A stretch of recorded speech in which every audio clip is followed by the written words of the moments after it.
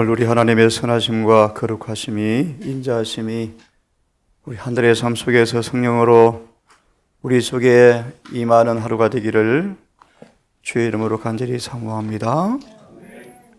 잠깐 역대하 14장을 한번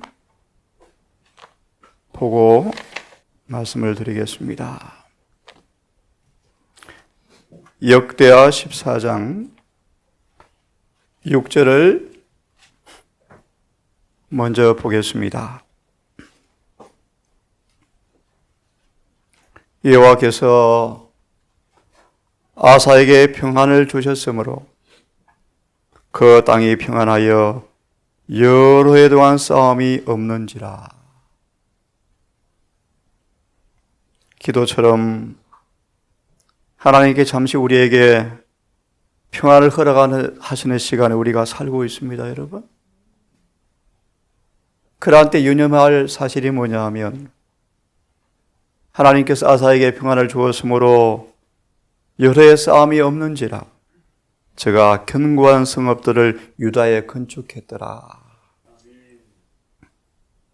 7절에 아사가 일찍이 사람에게 이르되 우리가 우리 하나님 여호와를 찾았으므로 이 땅이 아직 우리 앞에 있나니 우리가 이 성읍들을 견고하게 하고 건축하고 성곽과 망대와 문과 빗장을 만들자. 우리가 주를 찾았으므로 주께서 우리에게 사방에 평안을 주셨느니라. 이에 저희가 성읍을 형통하게 건축하였더라. 그런 다음 9절을 보시면 구스 사람 세라가 군사 100만과 병거 300승을 거느리고 쳐들어옵니다. 다시 상기하십시오. 평안한 때 아사는 주를 찾음으로 성읍을 건축하고 성곽을 건축하고 문을 달고 빗장을 쳤습니다. 그런 다음 주님께서 전쟁을 허락하십니다. 11절 중요한 말씀이죠. 하나님 여호와께 부르짖어 가로되 여호와여 강한 자와 약한 자 사이에 주밖에 도와줄 리가 없사오니 우리 하나님 여호와여 우리를 도우소서. 우리가 주를 의지하며 주의 이름을 의탁하옵고 이 많은 무리를 치러왔나이다. 여호와여 주는 우리 하나님이시오니 원컨대 사람으로 주를 이기지 못하게 하옵소서 하였더니 평안한 때 믿음과 순종으로 철저한 준비를 해놓았다 할지라도 아사는 그 준비를 의지하지 않고 여호와를 의뢰하는 모습이에요. 특별히 중요한 말씀, 여호와여 사람으로 주를 이기지 못하게 하옵소서. 이에 여호와께서 구스 사람을 아사와 유다 사람 앞에서 쳐서 패하게 하시니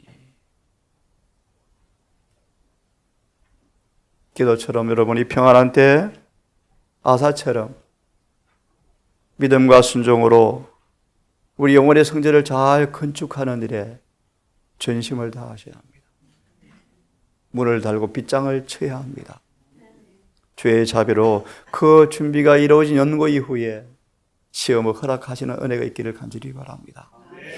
그럴지라도 우리가 시골 생활과 건강계획 자체가 우리를 구원하지 않는 것처럼 우리가 준비한 것이 우리를 구원하지는 않습니다. 하나님께서 함께 하셔야 구원이 이루어진다는 사실을 믿으시고 다시 한번 이 평안한 때 아사처럼 믿음에 잘 준비된 모습으로 환난을 맞이하는 우리 모두가 되기를 진심으로 바랍니다.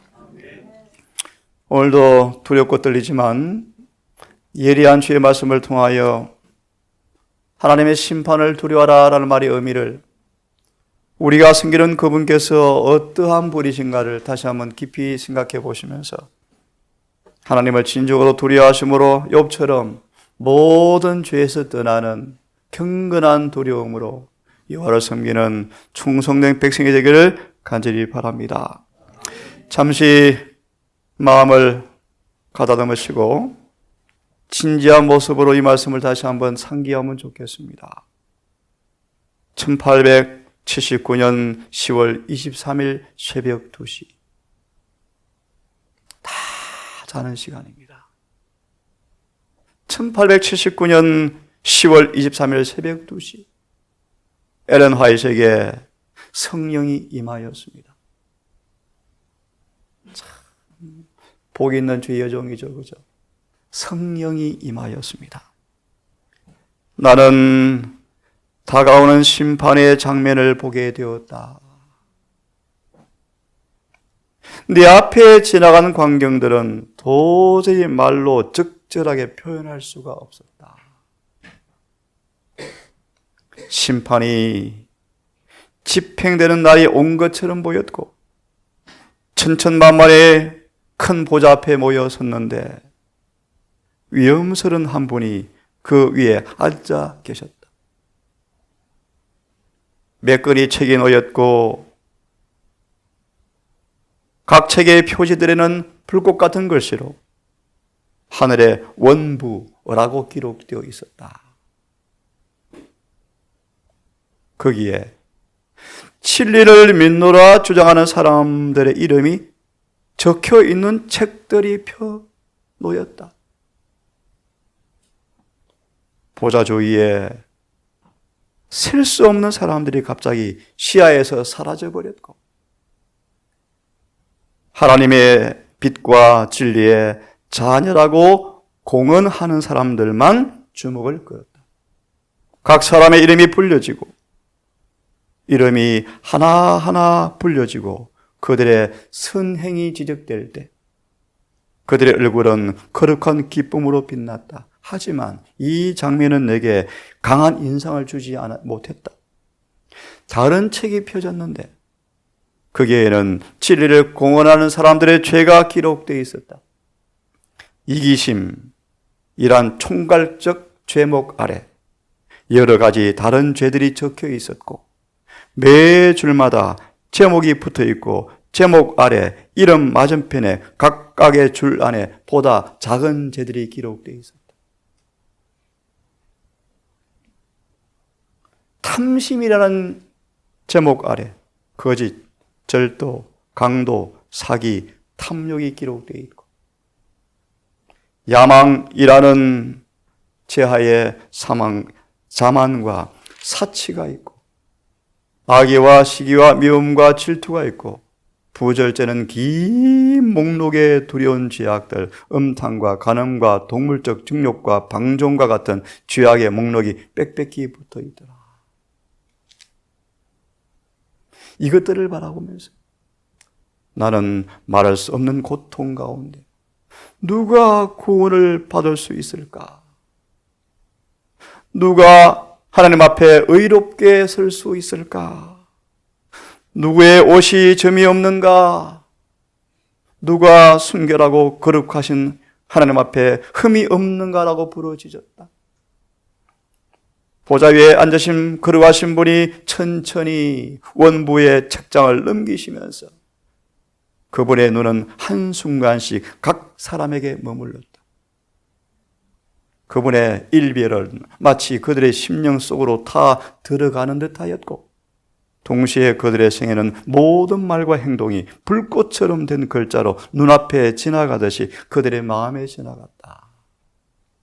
그들은 전율하게 되었고 그들의 얼굴은 창백해졌다.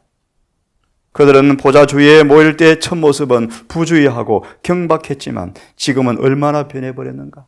엄숙한 두려움이 회중을 압도해버렸죠. 안정감은 사라지고 행할 수 없는 공포에 사로잡혀 있었다. 부족한 자들 중 하나로 판명될까 봐 모든 사람은 두려워하고 있었다. 모든 눈이 보좌에 앉으신 분의 얼굴에 집중되어 있었고 그분의 음숙하고 살피는 눈이 그 무리를 볼 때 그들의 마음은 떨렸다. 한마디의 말씀도 없었지만 그들 스스로가 유죄 판결을 내렸기 때문이다.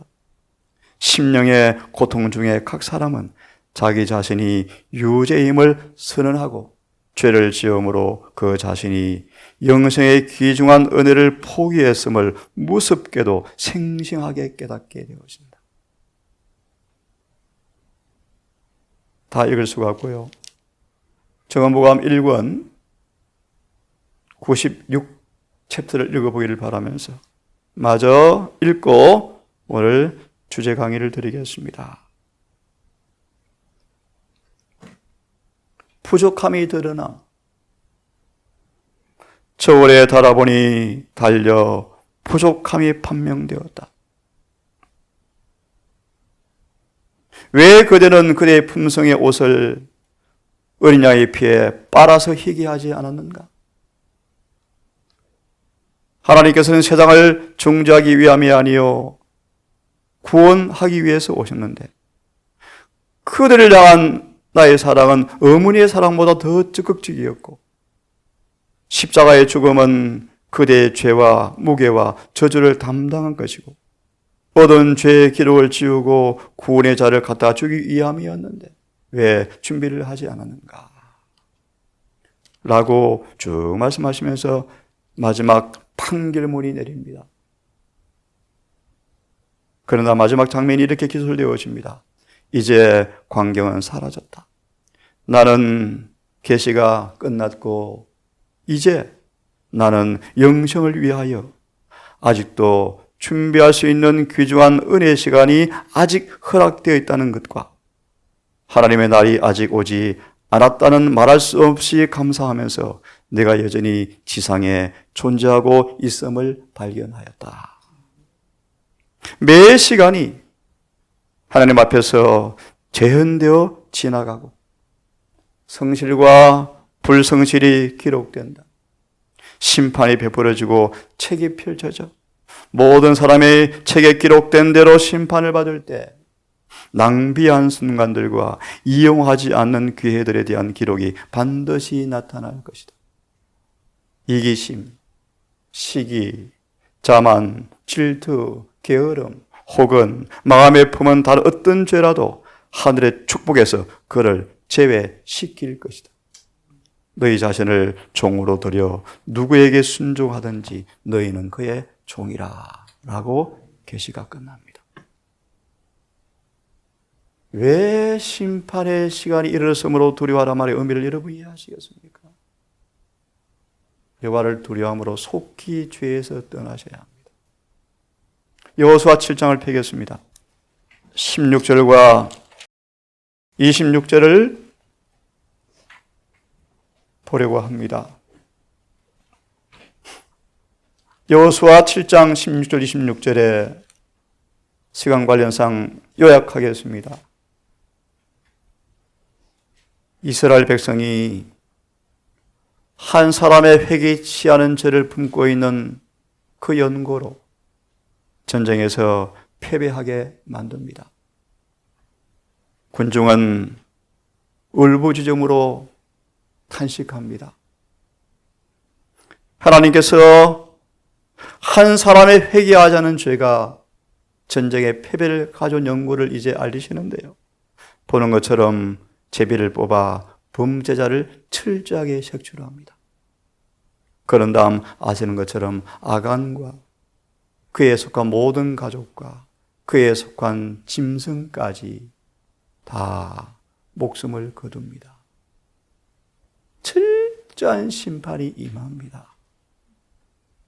이 말씀을 좀 보려고 합니다. 7장 16절 26절의 말씀에서 죄는 반드시 밝혀져야 한다. 그리고 책망받아야 한다. 아간의 이야기는 한 사람의 죄 때문에 하나님의 불쾌의 여기심이 그 죄를 찾아내어서 벌하실 때까지 온 백성 나라에 머물 것이라는 엄숙한 교훈을 가르쳐주고 있다. 아간의 이야기는 하나님께서 한 사람의 죄 때문에 얼마나 불쾌히 여기시는지 죄를 끝까지 찾아내어서 벌한다는 사실의 교훈을 주고 있다. 제 부담입니다.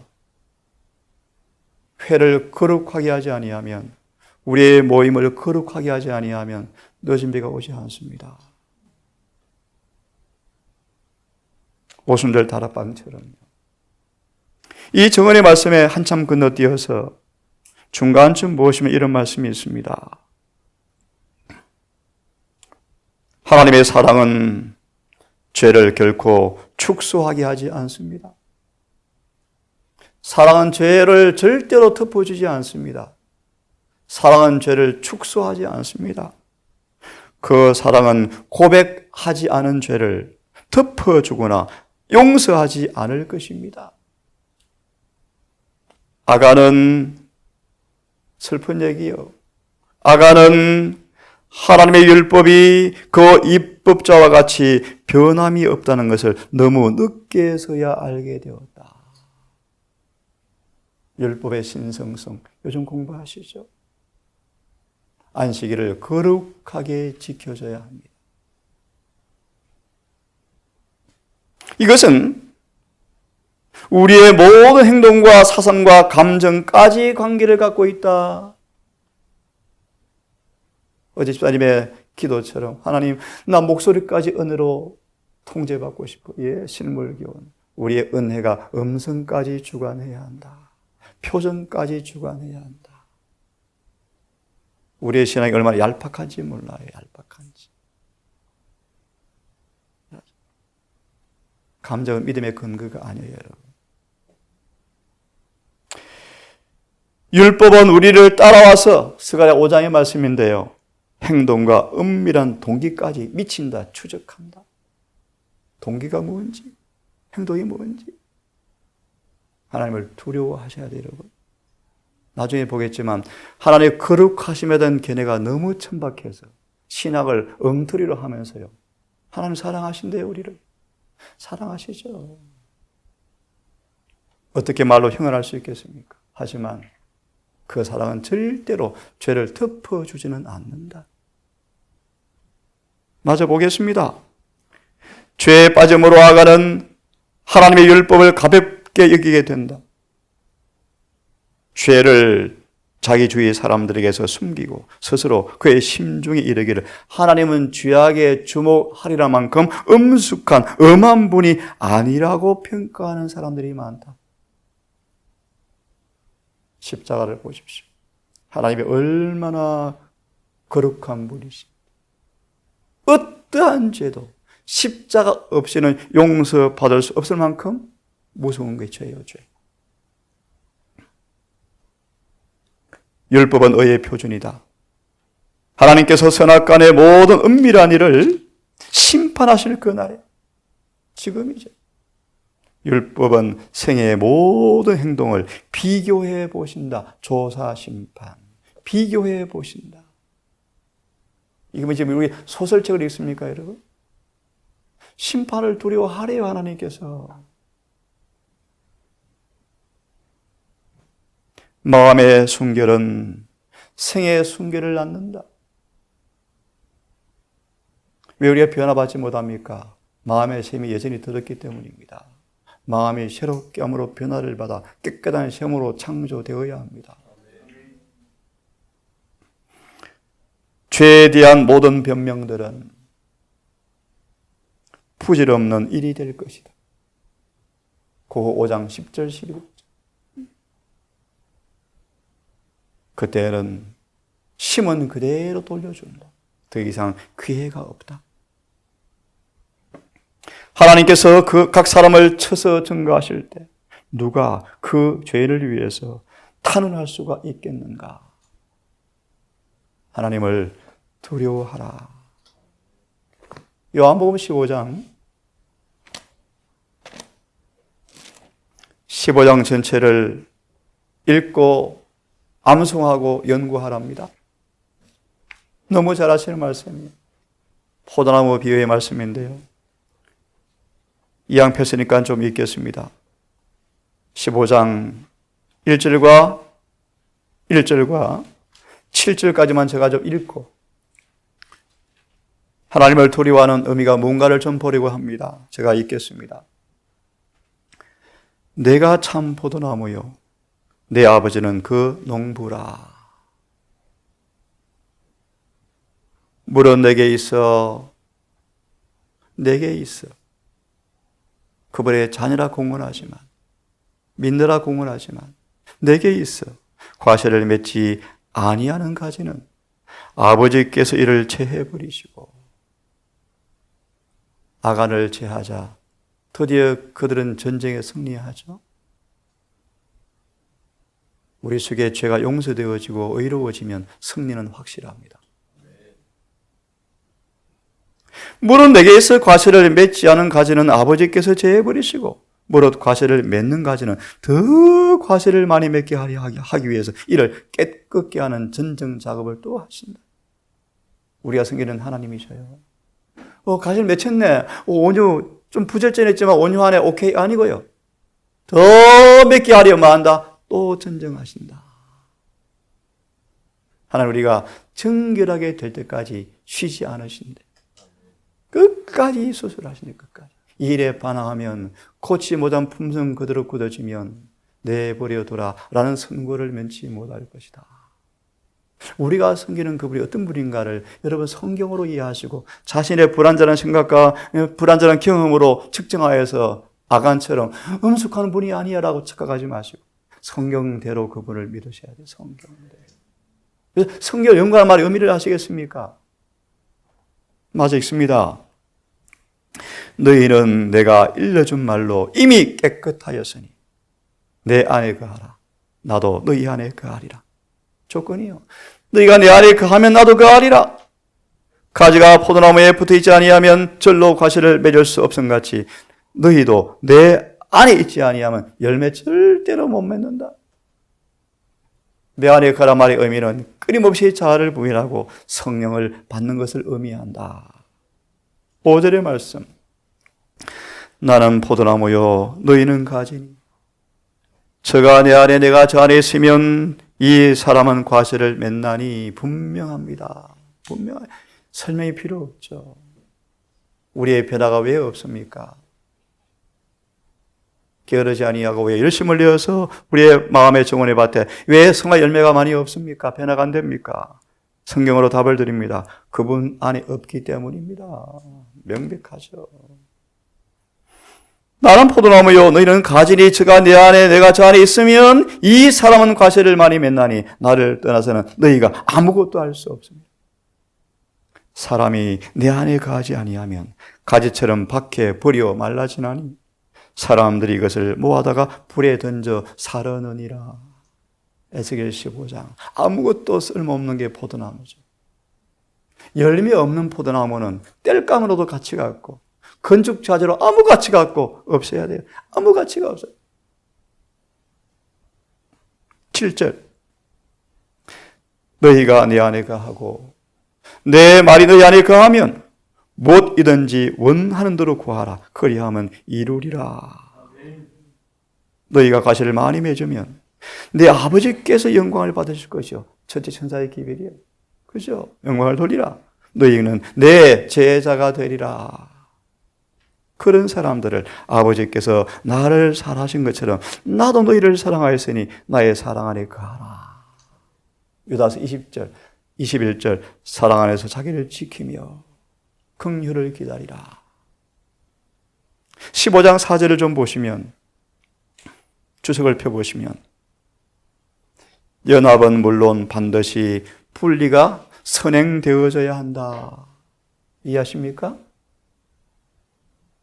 먼저 하나님과 분리시키는 죄가 회개되어져야 그분과 연합되어집니다. 맞나요? 저는 그렇게 말합니다. 많은 사람들은 침례를 통하여 교회와는 연합하였을지 모르지만 주님과는 연합이 없다. 그런 침례자가 교회에 다량 생산되고 있죠.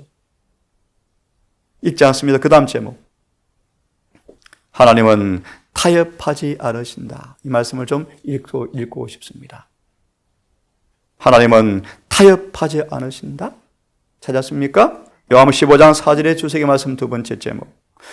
조건 없이 마음을 하나님께 굴복시킬 때까지 인간은 참 포도나무 안에서 자라날 수가 없고 풍성한 열매를 맺을 수도 없다. 하나님은 가장 작은 죄라도 가장 경미한 죄라도 타협하는 분이 아니시다.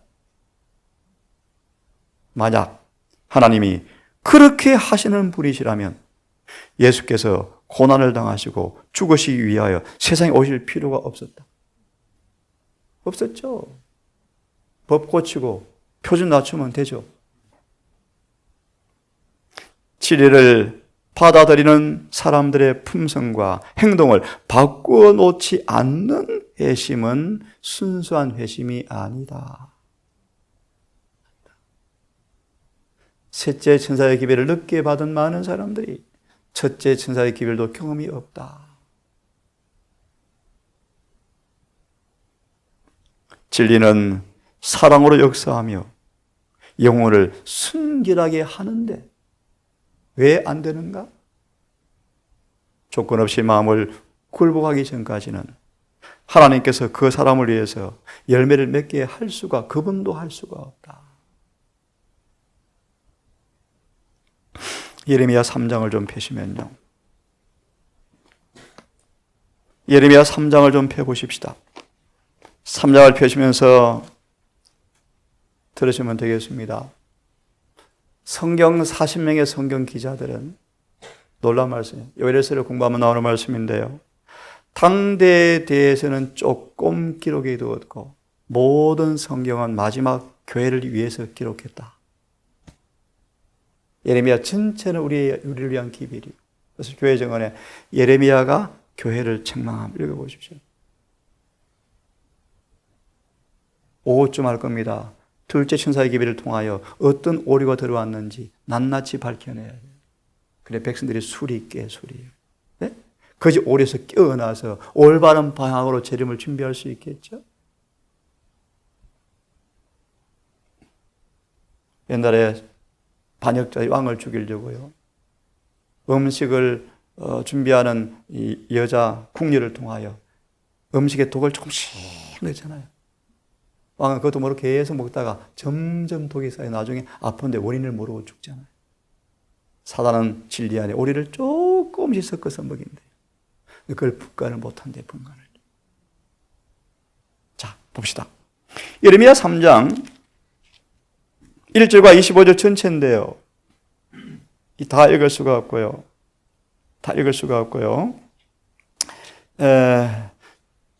정언을 좀 바로 봅시다. 3장을 바로 펴보십시오. 3장.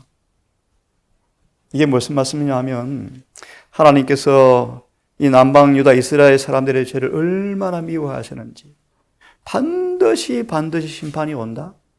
반드시 온다. 3장 영적 이스라엘 저와 여러분을 위해서 교훈이 이 3장에 있다. 3장에. 찾았습니까? 예레미야 3장을 읽어보아라. 누가 하신 말씀 여러분? 참 성령께서 이 장을 읽어보래요. 예수께서 이 장을 우리에게 읽으라고 말씀하셨어요. 그래서 예니신이 너무너무 놀라운 책이요. 뭘 공부할까? 예를 들면요. 요한복음 17장 전체를 읽고 연구해라. 15장을 읽고 연구해라. 이사야 53장을 매일 읽고 다 암송해라. 고전 13장은 날마다 한 번씩 읽어라. 참 하나님 자상하시고 세밀하시고 그죠?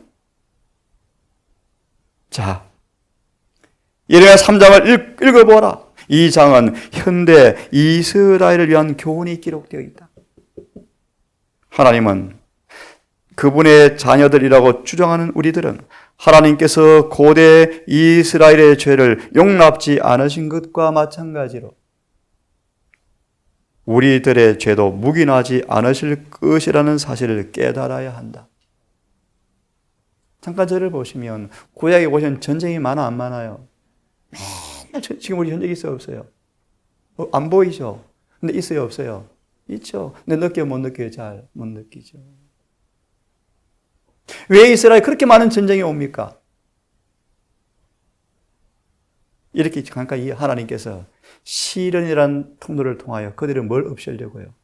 죄를 없애려고 계속 전쟁을 허락하시는 거예요. 예를 들면 남방 유다의 우상 숭배를 고치려고 140년 동안 외치지만 말을 안 들으니까 드디어 바벨론 데려와서 고치는 거예요. 몇 년간? 70년간 병원 입원시키는 거예요. 70년간. 맞아요? 예. 왜 전쟁을 지금 우리 그런 전쟁이 안 보이잖아요. 한 7교회 공부해 보세요. 눈에 보이지 않지만 사단이 계속 공격합니까? 하죠. 니골라당, 발람, 이세벨, 안디바, 형식주의, 예? 눈물게 하는 안약 없는 거. 또 공격하고 있는데 모르잖아요, 우리가 지금. 똑같아요. 눈에 안 보일 뿐이죠. 근데 사람들은 무방비 상태예요. 안전하다, 평안하다 그러죠. 보세요. 하나님은 죄로 기울어지는 선천적, 후천적 성향을 증오하신다. 이것이 은혜의 은혜. 이 예수를 영접하면요, 죄 이기는 것 식은 죽먹기요. 그분이 죄를 마셔요. 증오하시는 예수의 마음을 우리 마음으로 창조받으면 거듭나면 죄를 이기죠. 이것이 또한 은혜의 은혜. 창세기 3장 15절이요. 그분의 마음이 내 마음으로 오면 사단과 원수가 되어지죠. 의와 친구가 되어지죠. 그런 사람 밑에서 마귀가 머리가 끼어지니까 계시록 12장 17절 용이 분노해서 분통을 터뜨리죠. 저거는 말하기를 사탄의 분노는 정복당한 원수의 분노에 불과하다. 정복당하니까 화가 나는 거예요, 사단이. 시대의 소망 811페이지를 펴세요. 시대의 소망 811페이지. 우리 베드로 너무너무 좋아하는 사람들 있죠? 저도 베드로 참 좋아하는데요.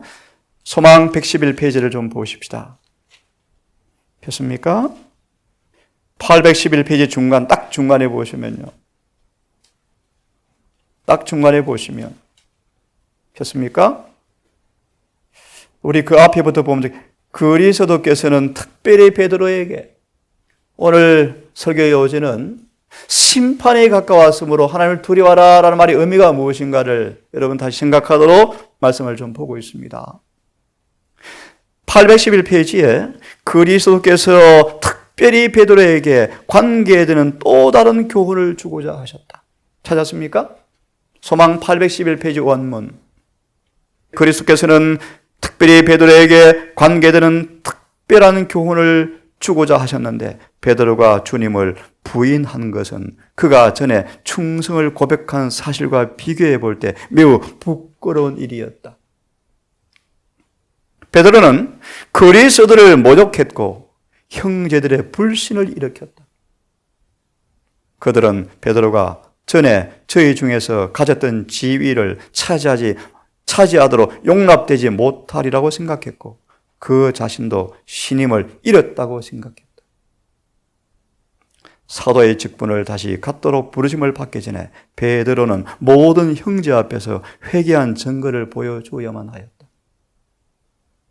그렇게 하지 않으면 비록 회개했다 할지라도 그의 죄는 타도롯의 가마를 소멸할 것이었다.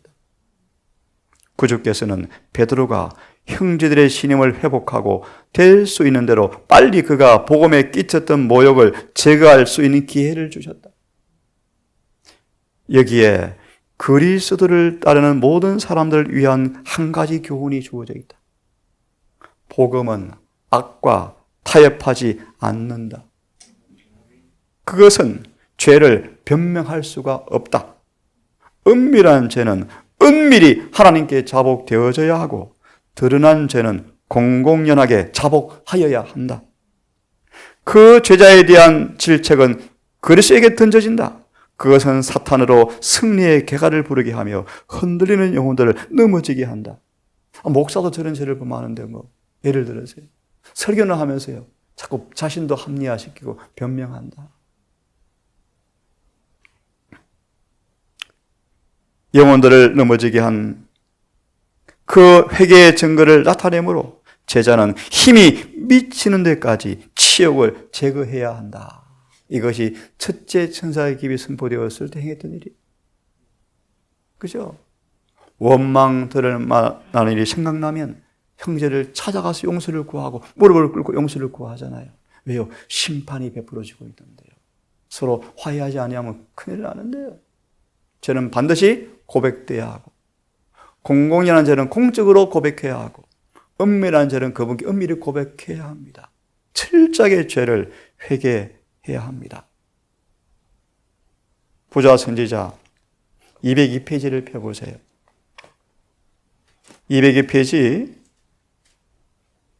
폈으면 야곱이 속임수로 장자의 명분이라는 말씀을 좀 보시면 됩니다. 부조와 선지자 202페이지에 야곱이 속임수로 장자의 명분을 빼앗은 자기 죄를 이전에 미리 진즉 회개하지 않았더라면 하나님께서 그의 기도를 들으시고 자비롭게 그의 생명도 보존시킬 수가 없었을 것이었다. 찾았습니까? 시련의 때에도 똑같다. 앞으로 환난 때 똑같다. 만일 하나님의 백성들이 공포와 고민으로 고통을 당하고 야곱의 환난을 가리킵니다. 있는 동안 그들 앞에 회개하지 않은 자가 나타나면 그들은 압도당할 것이며 절망으로 그들의 신앙은 끊어지고 그들은 하나님께 구원을 호소할 수도 있는 담대함도 가질 수 없을 것이다. 그러므로 지금 제가 빨리 도말 받도록 준비해야 한다. 그러나 그들이 자기 자신들의 무가치함을 깊이 느끼는 반면에 은밀한 잘못을 가지고 있지 않고 그들의 죄는 그분의 속죄의 보혈의 피로 이미 도말되었으므로 그 죄악들을 기억해 낼 수가 없을 것이다. 아멘. 이 준비를 하셔야 돼요. 그 다음을 제가 읽으려고 폈습니다. 그런데 이렇게 철저하게 죄를 회개하고 도말받지 못하도록 사단은 지금 은밀히 속인다. 아주 사소한 죄, 경미한 죄는 심각하지 않은 것처럼 자꾸 속인다. 들어보세요. 사단은 많은 사람들로 하여금 하나님께서 그들의 일상생활에 사소한 불충실을 묵과하실 것이라고 사탄은 믿게 한다. 여호수아 청사자 은근히 믿게 한다. 하나님은 사랑이신데 이렇게 까다로워? 그러나 여호와께서는 결코 악을 시인하시거나 허용하지 아니하신다는 사실을 야곱을 다루시는 가운데 나타내 보이셨다. 그가 비록 회개했지만 용서받았지만 집에서 쫓겨납니다. 엄마의 죽음도 못 보고 울부짖습니다. 그 엄마도 아들 영원히 못 보고 죽어요. 이 아들 야곱은 20년간 도망과 유랑 생활을 또 해야 됐고 비로소 고난을 통하여 풀무에서 필요한 죄가 없어진 다음에 이제 집에 가자 데려오시는데 사단이 참소해요. 옛날에 지은 죄 용서받았나요? 확인해 봅시다. 이게 야곱의 환난이에요. 환난을 허락하시고 야곱에게 그 시련을 통하여 우리에게 주는 교훈이 있어요. 하나님은 죄를 절대로 묵과하지 아니하신다. 맞아 봅니다. 여호와께서는 결코 악을 시인하시거나 허용하지 않는다는 사실을 야곱을 다루시는 가운데 나타내셨다. 죄를 변명하거나 숨겨두고 그것을 회개하지 않고 용서받지 못한 채 하늘책에 그대로 남겨두는 사람들은 모두 사탄에게 정복당할 것이다. 그들의 고백이 찬양을 받고 직위가 대총회장이건 연합회장이건 장이건 직위가 높을수록 그 같은 행위는 더 그분 보시기 악하다. 그들의 대원수 마귀가 승리는 더욱더 분명하게 된다. 하나님을 두려워하셔야 되겠습니까?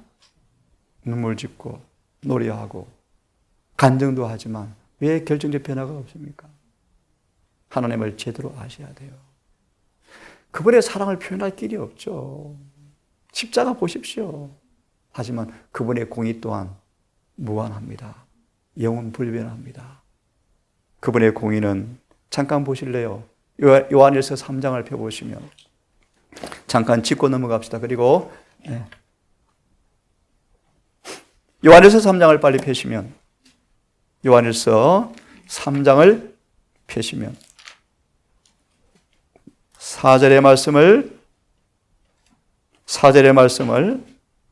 5절까지의 말씀을 다시는 연고라 찾지 않겠습니다. 죄를 짓는 자마다 불법을 행하나니 죄는 불법이라. 아들이 오신 것은 죄를 마하려 죄가 하러 오셨는데 그분 안에는 죄가 없느니라는 말씀인데요. 주석을 바로 보려고 합니다. 3장 4절 5절을 보시면요. 하나님의 공의란 뭔가? 하나님은 사랑이십니까? 질문요. 공의도 사랑입니까? 사랑이죠. 사랑이죠. 진짜 사랑이 무엇이죠? 공의와 자비가 입을 맞출 때 진짜 사랑이에요. 네? 자, 설명할 시간이 없고요. 단 하나의 계명을 범했거나 가장 작은 세목 하나를 범해도 율법을 범하는 것은 죄다. 사탄이 똑똑해요. 그래서 10째 계명 가운데 몇째 계명만, 하나의 계명만 딱 바꾸고 나도 사람들은 뭐 하는 거예요? 죄를 짓는 거. 야고보서에 나오죠. 그죠? 한 계명을 범했거나 가장 작은 세목 하나라도 어기면 율법을 범하는 것이다. 참고로 여러분, 신체의 법칙을 범하는 것도 십계명을 범하는 죄와 똑같다. 맞아요? 근데 건강계획기비를 왜 그리 사람들이 경시합니까? 여기서는 그렇게 밖에 나가서는 안 먹고 기분 따라 환경 따라 달라지고. 아니야, 율법은 변함이 없어요. 누가 알았죠? 다니엘이. 바벨론 궁정 한복판에서 뜻을 정하여 자신을 더럽히지 않기로 하고 고 7장 1절 온전한 거룩함을 이루기 위해서 방해되는 한 번의 부절제로 신경이 마비되어지고 분별력이 약화될까 봐 목숨 걸고 그는 타협하지 않고 뜻을 정하여 순종하여 하나님께서 함께 하심으로 승리해버렸잖아요. 정언에 나옵니다. 절제가 구원에 얼마나 중요한 사실을 거의 못 깨닫고 있다. 그렇게 중요하죠. 단순히 먹고 건강 좋아지는 차원이 아니고요, 여러분. 피 깨끗해지는 차원이 아니고요, 여러분. 맞아 있습니다. 중요한 말씀이니까. 하나님의 정부 입장에서는 그 죄의 형벌을 집행하지 않는 것이 죄가 될 것이다. 그래서 사단이 뭐라 그래요? 범죄한 나와 동료들은 내어 쫓은 당신께서 왜 이들은 안 내어 쫓습니까? 부당합니다. 참수하잖아요. 그래서 지금 중보하시는 거예요, 중보. 우리를 철저하게 마시려고 깨끗게 하신 다음에 사단에게 내어 보이려고. 이제 볼래? 그게 창세기 22장이에요. 이제야 나를 경외하는 줄을 예내신에서는 마귀의 참소에도 불구하고 아브라함이 뭐 합니까? 완전한 순종했나 못했나? 했네요. 그러면 내 거맞지 사단은 물러가는지라. 이거요. 하나님의 공의가 드러나야 돼요. 들어보세요. 하나님은 재판관이시요 공의의 보수자이다. 맞나요? 무슨 뜻입니까? 공의를 회복하시는 분이라 그런 뜻입니다. 그것이 보좌의 기초이다. 그는 그의 율법이 없이는 지낼 수가 없고 죄를 용서하거나 죄에 적응하기 위해서 율법을 폐지할 수도 없다. 그분은 율법의 정직성과 공의성과 도덕적 탁월성을 온 우주 앞과 타락하지 않은 세계 앞에서 입증하고 주장해야 할 것이다. 22장 14절 하늘에 가는 사람이 누구죠? 하나님의 두루마기를 빠는 사람들, 계명을 지키는 사람만 가요. 확실하죠? 재림교회 안에서 제7일 안식일을 거룩히 지키는 사람만 인을 받아요. 안식일을 거룩히 지키셔야 돼요. 그러려면 우리가 믿음으로 의로워지셔야 돼요. 거듭나야 돼요. 그냥 거듭나지 아니하면 안식일을 못 지켜요. 맞아 읽고 또 다른 말씀 보고 합니다. 하나님의 공의란 뭔가? 앞에 말씀 다시 짚고 그래서 제7일 안식일 예수 재림교회를 만드신 거예요. 율법은 영원하고 정직하고 탁월하여서 온 우주 앞에 세계 앞에 입증하려고 재림교회를 세우신 거예요. 근데 사단이 알죠. 토요일 지켜. 안식일은 못 지키게 하면 되죠. 거듭나지 않게 하면 다 못 지키는데요. 물기도처럼. 왜 핍박이 지금 없습니까? 대장터에 아무 말 교회와 세상이 별로 안 다르기 때문이다. 울타리가 낮아져 표준이 낮아졌는데 뭐가 핍박이 필요합니까? 버가목의 사자에게 편지하기를 사탄이 교회를 통솔하는데요. 뭐 필요해요? 불순종의 자식이 훨씬 많은데요. 공의란 뭔가? 잘 보세요. 그것은 죄와의 관계에 있어서 하나님의 거룩하심의 태도, 자세이다. 거룩하십니다. 히브리 12장 끝절 소멸시키는 불이시다. 죄는 철저하게 사람을 분해 해체시켜서 죽음으로 몰고 가요. 우리가 왜 다 죽습니까? 죄의 결과죠. 하나님의 공의요, 공의. 공의는 반드시 징벌을 요구해요. 이 공의 앞에 자비가 입을 맞춰준 거예요. 네? 그 무한한 자비가 들으십시오. 회개하는 자에게 자비가 베풀어지는 거예요. 자비가. 들으세요? 회개하는 자에게 자비가 베풀어지면 잘 들어보십시오. 자비가 베풀어지고 자비가 경험되는 사람들이 변화가 일어나 버려요. 변화가 일어나서 율법과 일치해버리니까 공의가 내려와서 절을 합니다. 족하다. 이게 조사심판이에요. 이해되십니까? 야고보서 1장에 나오는 주석의 말씀이에요. 그것이 긍휼의 보좌 시온소요 시온소. 우리의 죄가 많았죠. 빽빽한 구름처럼 많았죠. 강을 돌아볼 때 선한 행실이 없죠. 전부 쇳덩어리죠. 이런 우리를 용서하시고 죄 없다 하시고 성령을 새롭게 하셔서 보좌 앞에 나갈 때 아버지 이들을 나 있는 곳 있게 해달라는 그분의 탄원 앞에 공의가 내려와서 그들을 보니까 율법과 일치되어서 공의가 뭐라 그런다고요? 절을 하면 화평과 의가 입을 맞추면 족하다 할 때 죄가 도말돼요. 죄의 기록이 도말되는 거예요. 그때 인이 처지면 구원이 끝난 거예요, 여러분. 이게 성경의 말씀인데요. 오늘 얼마나 얄팍하게 이미 예수는 구원 받았다 그래. 정확한 번역해 드릴까요? 나를 믿는 자는 구원을 받았고가 정확한 원문으로 나를 계속해서 진짜로 믿는 사람은 구원이 계속 유지된다 뜻이 원문의 말씀이에요. 한 번 구원이 영원한 구원이 아닙니다, 여러분. 계속 그분을 믿어야 구원받죠. 헬라어 법법이에요. 나를 계속해서 믿는 사람은 계속 구원이 이루어지죠. 근데 믿음을 배신하고 타락하면 구원이 빼앗기죠. 맞나요? 성경을 잘 보셔야 돼요. 공의는 죄와의 관계에서 거룩합니다. 그리스도께서 인간을 위하여 세상에 죄를 지신 것은 하나님이 인간을 위하여 거룩한 기회와, 잘 들으십시오, 거룩한 기회와 편익들을 제공하시고 죄인에게 또 한 번의 재판을 받도록 집행유예 기간을 주신 것이다. 한 말씀 더 봅니다. 실물교훈 읽고 모세 이야기를 꼭 해야 되는데요. 오전에 해야 할 것 같습니다. 성경을 철저히 연구하셔서 하나님께서 어떤 분인가를 좀 아셔야 돼요. 왜 교회에서 잡담을 하지 말아야 되는가? 그분을 알면 잡담 못해요. 청와대 들어가는데 사람들이 끔 씻고 들어가요? 아니에요. 먼지 있는 채 들어가요? 아니에요. 깨끗하게 옷을 입고 정중하게 최고의 경의의 모습으로 들어가요. 인간의 권위 앞에도 사람들은 존경을 보여요. 하나님 앞에 우리가 얼마나 건방지고 예람되고 참남되고 죄를 품은 채 예배도 드리고요. 안 그래요? 딴짓하고요. 이기심 가지고 죄를 예배를 드리고요. 못마땅한 마음 품고 예배 드리고요. 서로 사랑하지 않으면서 예배 드리고요. 옛날 같으면 바로 죽어나가요. 맞나요? 실물교훈 316페이지를 읽고 아침은 마무리하고요. 오전에 이야기는 꼭 해드려야 돼요. 모세 이야기.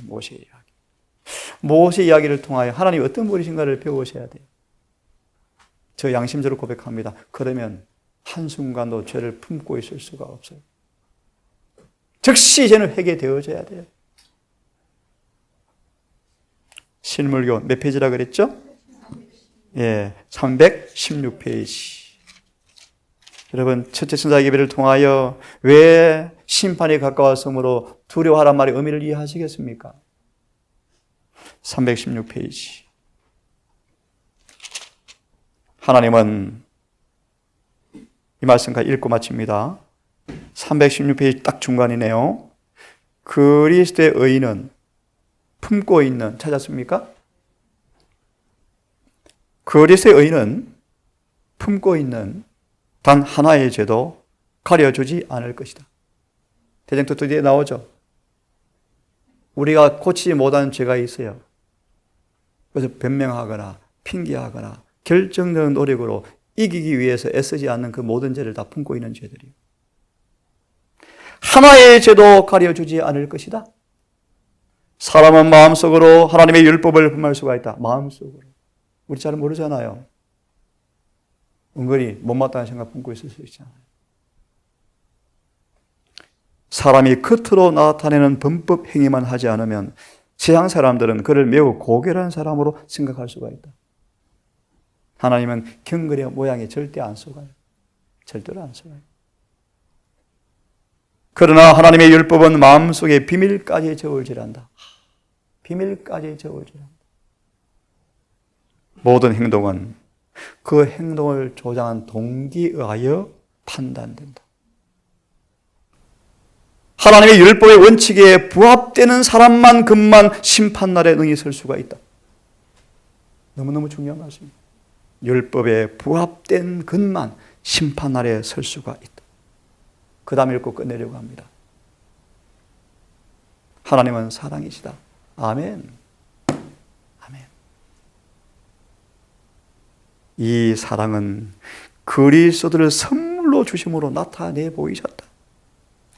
하나님은 독생자를 주셨으니 이는 저를 믿는 사람마다 멸망치 않고 영생을 얻게 하였을 때 그분은 값없이 값으로 사신 당신의 소유물을 위해서 당신의 백성에게 모든 것을 아낌없이 주셨다. 아멘.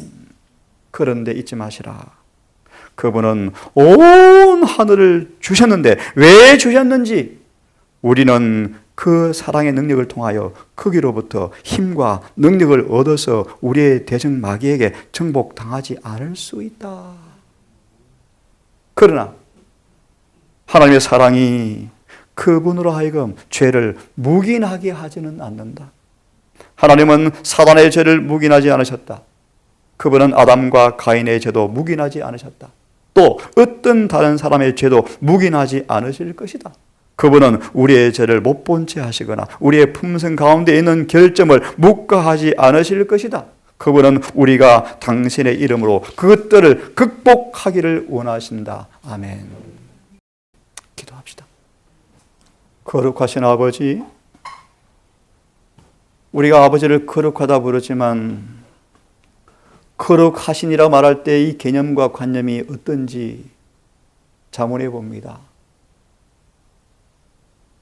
내가 경험한 수준의 거룩함이 아닌 하나님의 거룩하심 그 의미를 이해할 때 세례처럼 가슴을 치며 울부짖게 될 것이고 이사야처럼 기절초풍하여 즉시 회개하는 경험을 한다고 말씀하셨습니다. 이 거룩하심이 무엇인지 더 깊이 알기를 원합니다. 한순간도 물들만한 죄도 타협할 수 없는, 용납할 수 없는 거룩하심, 그 거룩하심을 주님께 우리에게 입혀주신다고 말씀하셨습니다. 아버지, 내가 거룩하니 거룩하게 되라고 명령하셨고 네가 나의 거룩함을 너에게 준다고 말씀하셨사오니 이걸 경험하기 원합니다.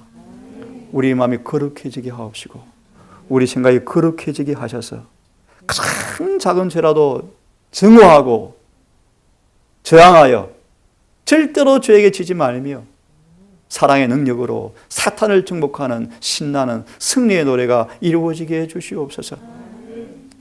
천재천사를 통하여 심판을 경고함으로 하나님을 두려워하고 영광을 돌리고 창조주를 경배하라고 주님께서 경고하셨습니다. 오늘 이 주제를 함께 다루며 우리가 섬기는 주님께서 어떤 분인가를 더 깊이 알아감으로 그 지식을 통하여 회개가 일어나고 죄가 깨달아지고 깨끗해지는 승리의 경험이, 구원의 경험이 절절히 이루어지게 해 주시옵소서. 오늘 한 날도 해가 맞도록 요한복음 15장의 말씀처럼 내 안에 거하라는 말씀의 명령 앞에 성령을 끊임없이 간구하고 한순간도 주님과 분리된 모습이 아닌 주님과 하나가 된 모습으로 아버지 앞에 판명되게 해 주시옵소서. 우리의 삶과 우리의 증언을 통하여 시들어가는 이 남은 교회 위에 뱀풀의 담비 같은 모습으로 살고 싶습니다. 교회를 위하여 기도하고 불쌍한 영혼들을 위해서 주 앞에 헌신하며 경고하며 교훈하며 모본으로 가르치며 영혼들을 구원하는 그 일에 우리가 하나가 되게 해주시고 속히 주의 재림이 이루어지므로 흑암한 이 공고한 생애가 끝이 나고 눈물이 끝이 나고 죽음도 영원히 끝이 나고 죄도 종식되어지는 재림을 진심으로 기다립니다. 우리 모두 준비하게 하셔서 재림의 그날 평강 가운데 주를 만날 수 있도록 도와주시옵소서. 예수님 이름으로 기도드리옵나이다.